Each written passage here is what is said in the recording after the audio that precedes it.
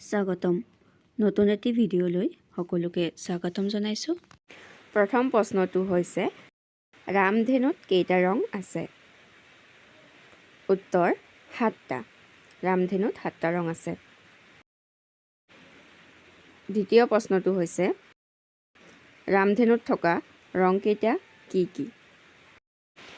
ৰামধেনুত থকা 7টা ৰং হৈছে বেঙুনীয়া, ঘন নীলা, নীলা, সেউজীয়া, হালধীয়া, সুমথিৰা আৰু ৰঙা।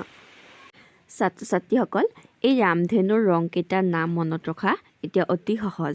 তোমালোকে তলত দিয়া ট্ৰিকটো এপ্লাই কৰিব পাৰা। বেঙুনী সেহাসুৰ।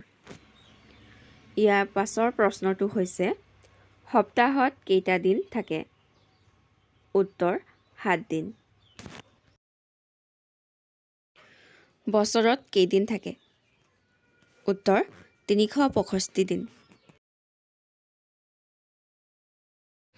এমাহত কেই সপ্তাহ? উত্তৰ 5 সপ্তাহ। এমাহত কেইদিন? উত্তৰ 30 দিন। ঘণ্টাত কেই মিনিট থাকে? উত্তৰ 60 মিনিট।